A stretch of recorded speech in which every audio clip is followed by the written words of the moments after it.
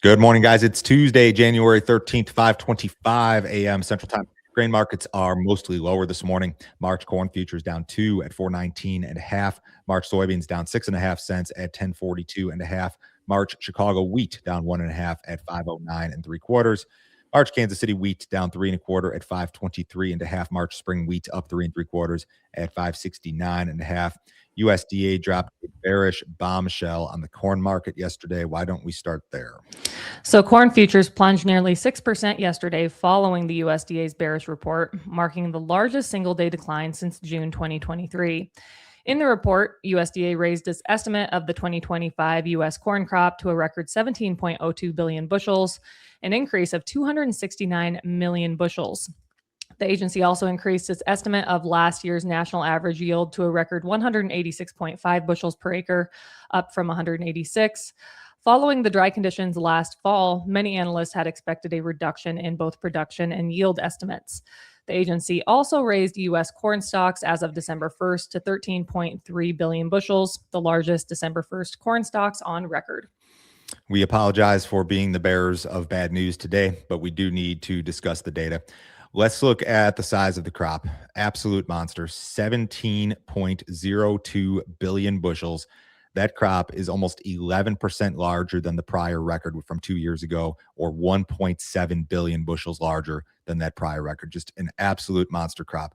For those of you guys who are watching who don't farm, when a farmer grows a big crop, that's considered a victory and it's a good thing. When the entire country grows a big crop, it's a problem because it sends prices lower. And that's exactly what happened yesterday. The corn market absolutely fell apart. Let's get into some of the data. So the trade had believed prior to the report that because of some of the things that happened during the growing season, you had disease pressure, you had your southern rust, your tar spot, you ran into some oddball weather late in the year. Traders had believed that this yield number was coming down, and the yield number went up by half a bushel per acre, 186.5, which is a new record, and by a fairly wide margin in terms of the national average corn yield. Now, that is a bearish item in itself, but I think the more bearish item may have been this increase to harvested, not necessarily planted acres. So USDA's acres, if you guys are looking or you're watching on YouTube here in the far upper right-hand corner, the new planted acreage number was 98.8, up from 98.7. That's 100,000. It's not a big jump. But the area harvested went from 90 million up to 91.3. So now you're talking a situation where U.S. farmers harvested for grain, I believe 92.4% of what they planted. That's a very high percentage. We're told, I think the general opinion or belief is that not as much silage as usual, not as many cattle to feed. That's part of it. Abandonment was low. So we've got this higher than normal harvested acreage situation. The data from yesterday, it comes from a number of sources, but farmer surveys are a big part of it. The December survey was 73,000 growers. They do these objective yield plots. They've got farmer reported yields, all sorts of survey type stuff. Here's the ending stocks to use ratio. And you know what? Let's go back to the balance sheet real quick before we do that. Okay, so to run down that right column of the balance sheet, we talked about the higher acreage, talked about the higher yield. Beginning stocks were increased. There were some demand adjustments on the old crop balance sheet, which means that they're reflected in beginning stocks. The feed and residual number was increased. The projection for what will be used, feed and residual, was increased by 100 million bushels yesterday, which is kind of odd. We've talked about it on this show before, how we thought that number was overstated. So now USDA is talking year over year an increase of 13.7% or 746 million bushels in feed and residual. I find that hard to fathom given the livestock situation. Mackenzie, I had a couple people email me yesterday and they said, Joe, the feed and residual is going to be higher because people are feeding cattle to heavier weights. Does that make any sense? I mean, people are definitely feeding cattle to heavier weights, but we are definitely lacking a number of cattle out there. I find that the 13.7% increase tough to fathom, but hey, you know what? Maybe that is a possibility. I don't know. USDA left the export projection alone. You can make an argument that maybe they should have come in and bumped the exports up given the very strong pace of sales and shipments. But now you're left with a carryout projection, that number in the lower left-hand corner, close to it, 2.227 billion bushels. That's the amount of corn that USDA projects will be left over at the end of the marketing year. And when you convert that to an implied stocks to use ratio, the new stocks to use ratio projection is 13.6%, implying that we will have in the United States 13.6 bushels of corn left over for every 100 that we've used. And that takes you back to kind of the bear market days of, 2014 through 2019. It's a number similar to that, essentially. Now, there's a lot of, so people are furious about this, Mackenzie, furious, because the corn market fell apart following this data. The USDA is wrong. The USDA is fraudulent. The USDA they have an agenda for lower grain prices. I don't know if any of those things are true. What I'm pretty confident of is the fact that USDA is understaffed, and NASS in particular, the National Agricultural Statistics Service, that's the people who put these reports together. They are understaffed. I've been told that they're staffed at 50 or 60% at best. It might be worse than that now. They're doing all sorts of relocations and all sorts of efforts. They let people retire early, I think.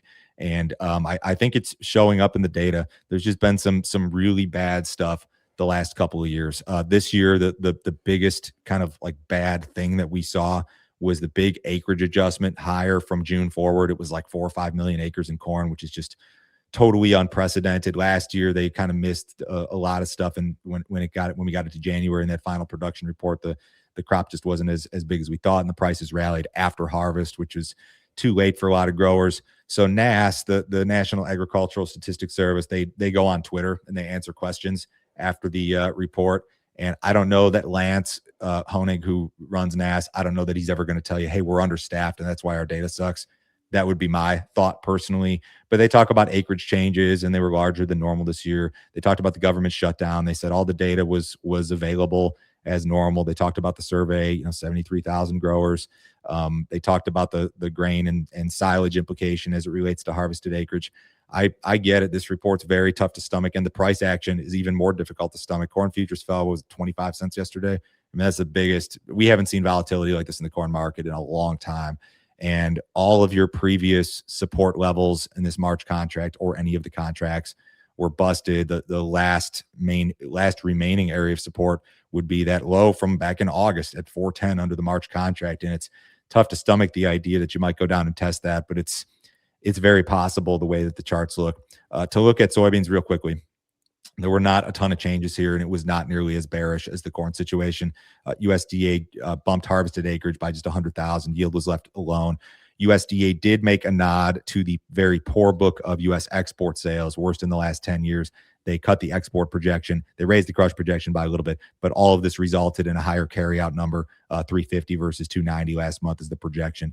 So not a friendly report here either. But the big story yesterday, make no mistake, was in the corn market, the combination of a higher yield, much larger harvested acreage was all very, very bad. I'd love to hear your thoughts on this, guys. Drop some thoughts in the YouTube comments. What's going on at USDA? Why has the data been so difficult to navigate the last couple of years? My personal thought is I think it's understaffing. I think it's underfunding. I think that even though they'll tell you everything's working as normal, I find it very hard to believe that that's the case if they're really staffed at like half capacity. Let's talk about wheat for a second. So U.S. winter wheat acreage is expected to decline marginally compared to last year, with farmers planting 33 million acres for the 2026 crop, according to USDA. Acreage is down slightly from last year's total of 33.2 million acres, but above analyst expectations of 32.4 million. Notably, the USDA is forecasting record low acres in both California and Nebraska. Hard red winter wheat acres are projected to edge lower year over year, while soft red winter wheat acreage is expected to increase modestly. White winter wheat is slated to see a substantial decline. So the winter wheat acres number was slightly higher than expected. That's part of the reason that wheat we had kind of a failed rally yesterday. We tried to rally before the report, then it sold off. My opinion would be that, yeah, this was maybe a little bit bearish, but the big collapse in corn prices were probably the bigger culprit as it relates to price action in the wheat market. According to the American Farm Bureau Federation's president, Zippy Duvall, the Trump administration's $12 billion Farmer Bridge Assistance Program is welcomed, but falls short of offsetting the tens of billions of dollars in losses farmers have incurred in recent years. Duvall believes farmers need more aid, expanded trade opportunities, and labor reform. The Farm Bureau supports greater market access for U.S. agriculture while opposing President Trump's tariffs. To help boost corn demand, Duval also emphasized the need for year-round approval of E15, which would also lower fuel costs for consumers. Yesterday's price action in the corn market essentially eliminated the payment. Like it was taken out of the market in one day, depending on how you do your math, of course. And you could say the same thing about soybeans, like the November peak to now. Hey, that payment's gone. The market erased it essentially. Do we need more aid? I don't know. I mean, they said it was a bridge payment. They pretty much explicitly said, hey, this thing is not meant to like make you whole. It's meant to be a bridge until the next year, or what they won't say is that it's a bridge until the next payment. Is there going to be another payment this year? The way that it's been the last couple of years is that they announce the payment in the fall or in the fourth quarter, and then it is ultimately released like first or second quarter. If I had to guess, I'd say the next payment announcement comes in October, November, unless something drastically changes, big U.S. weather hiccup this spring or summer, something like that. But I don't know that they're going to do anything immediately. And the crazy thing is that these checks for the bridge assistance, they haven't even gone out yet. They're going out in February, and the marketplace essentially has erased a lot of that. Now, I'm not taking into account your own marketing. Some of you guys may have had a ton of 25 bushels sold, or you're all sold out and you got some 26 sold. Maybe that doesn't apply to you, but for a lot of farmers, that does apply.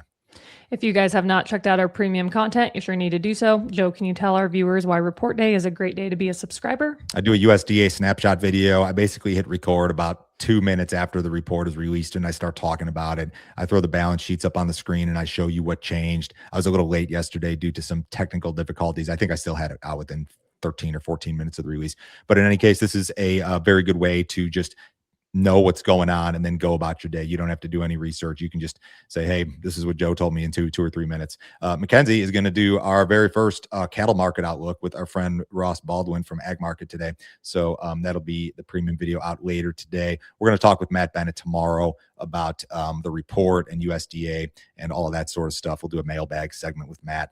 If you guys want to see the premium stuff, go to standardgrain.com. You can sign up this morning. This is a $50 per month subscription. You can cancel at any time.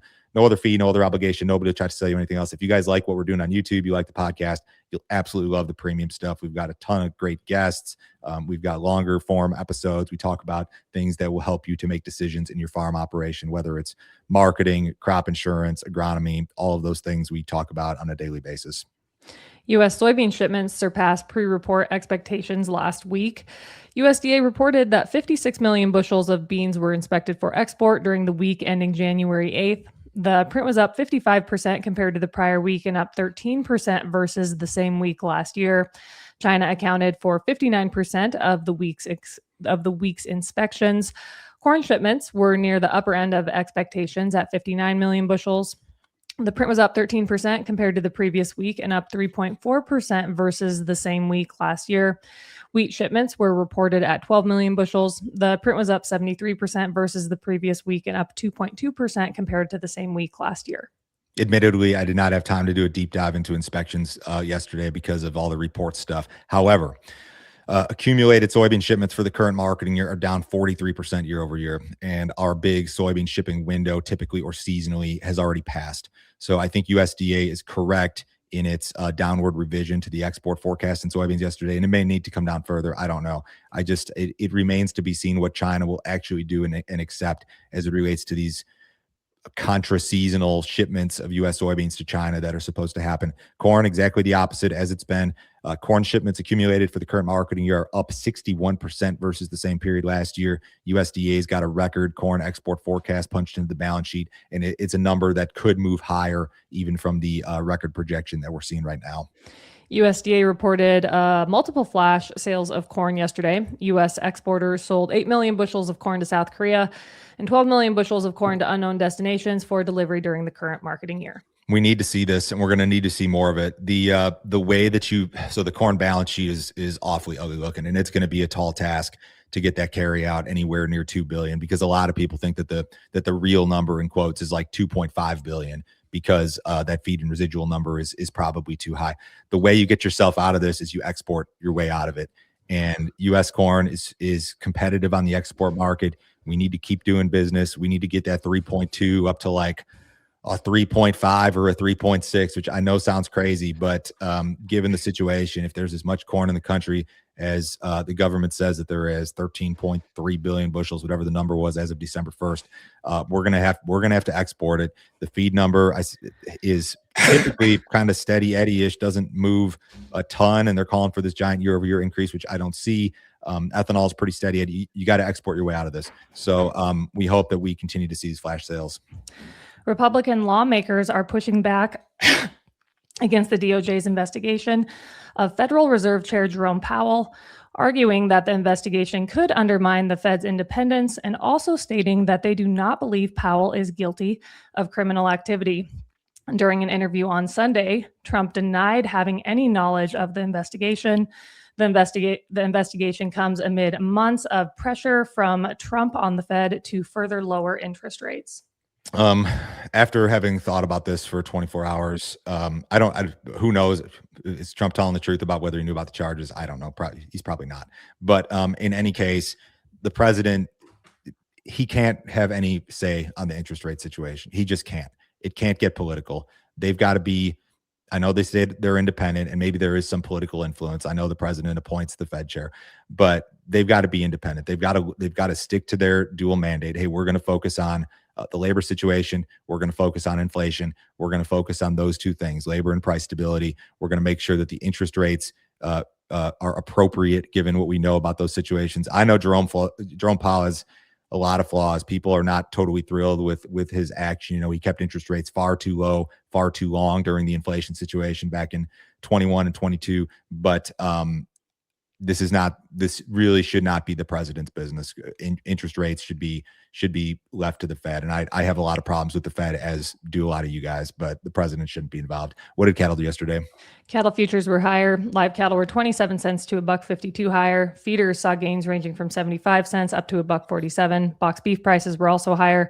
Choice was up $1.48 at $357.11, and Select was up $5.88 at $358.05. Stock market's a little bit lower this morning. The S&P's down 12. The Dow's down 70. Treasuries are off a little bit. Crude oil is up $1.10 in the February WTI, 60.61. Gold and silver mixed. Have a great day, guys. We'll be back on Wednesday.